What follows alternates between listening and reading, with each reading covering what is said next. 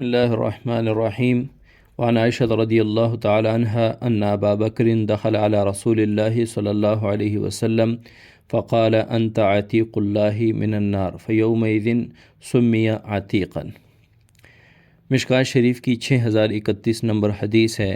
باب مناقب ابی بکر رضی اللہ تعالیٰ عنہ چل رہا ہے۔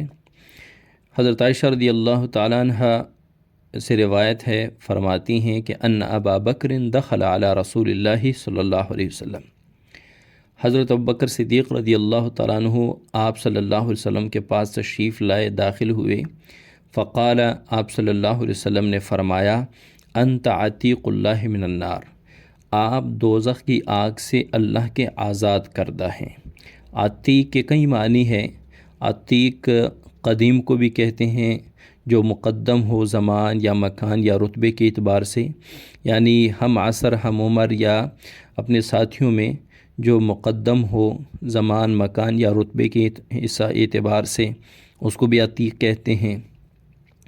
اور شرف کے اعتبار سے جو سب سے زیادہ ہو، اس کو بھی عتیق کہتے ہیں، چونکہ آپ صلی اللہ علیہ وسلم، آپ رضی اللہ تعالیٰ عنہ، حضرت ابوبکر صدیق رضی اللہ تعالیٰ عنہ تمام صحابہ میں رتبہ میں مرتبہ میں افضلیت میں سب سے آگے تھے۔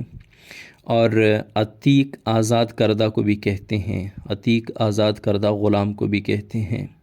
تو یہاں چونکہ آپ صلی اللہ علیہ وسلم نے خود من النار فرمایا، تو اس سے پتہ چلتا ہے کہ یہاں عتیق سے معنی آزاد کردہ ہے۔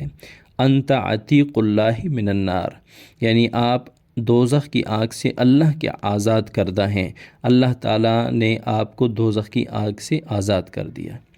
فیومئذ سمی عتیقا، اسی دن سے حضرت ابوبکر صدیق رضی اللہ تعالیٰ عنہ کا نام عتیق پڑ گیا، یعنی ایک لقب عتیق بھی آپ رضی اللہ تعالیٰ عنہ کو مل گیا۔